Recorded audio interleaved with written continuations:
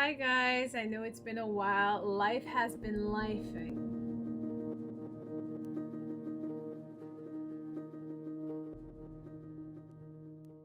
Life has been lifing. I want to just come on here and give a nice little update on my life. If you do not know, over the last 2 weeks, probably like 2 weeks ago, May 12th, I lost my father. And anyone who knows me, that me and my father were really close. We had very similar personalities. We were very quiet. And we had a really close relationship. So losing him was very hard for me.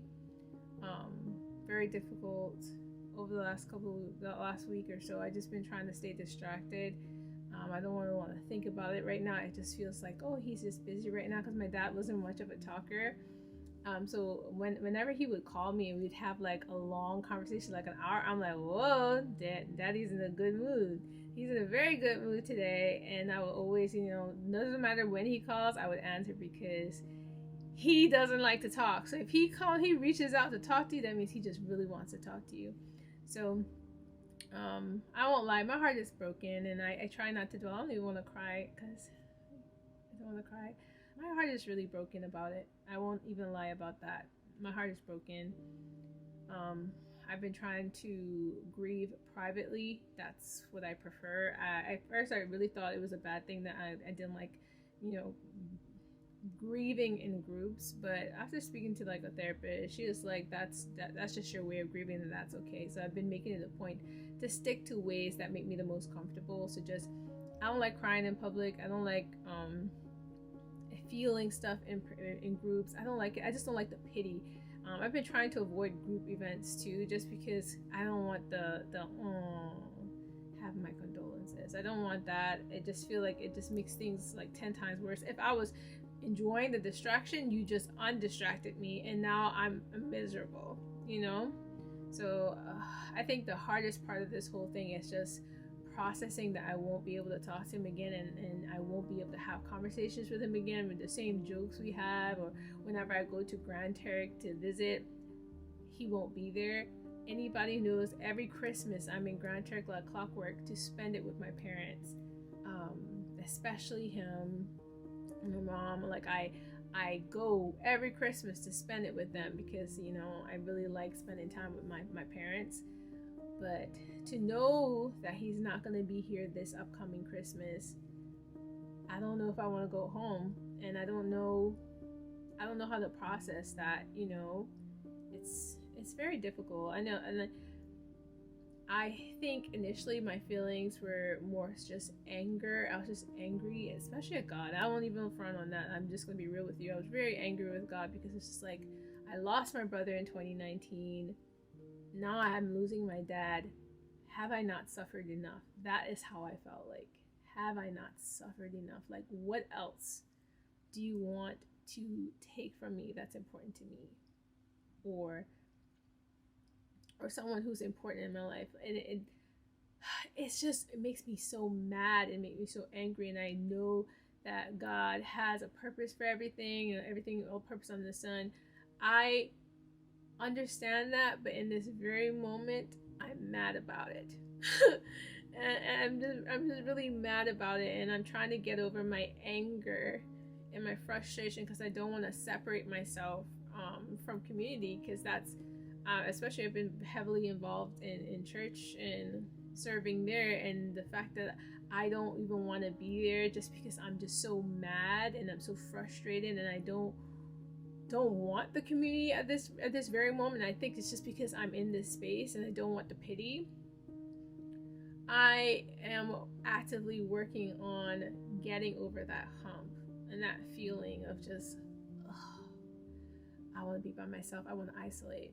Because yeah, I can isolate to like grieve and stuff, but to isolate in entirety is a totally different story. I do not want to go down that black hole of just isolation, frustration, sadness, anger, all that. I don't want to go around. I do want to grieve properly this time, because I feel like when my brother passed away, I did not grieve properly, and I didn't officially deal with it, how I felt, until like 6 months later, like way after.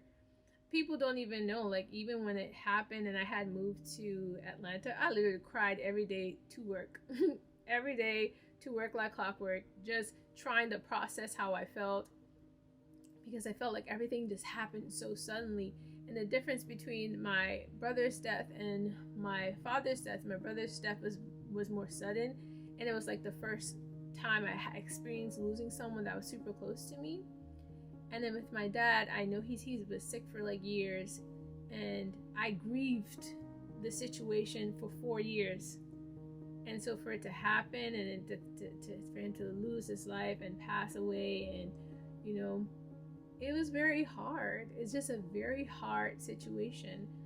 And the only thing I can say is I take comfort in knowing that he's no longer in pain. My dad suffered quite a bit, but he's such a strong guy. He's such a strong guy. If you ask him, hey, are you doing okay? Are you in pain? I'm fine. I'm great.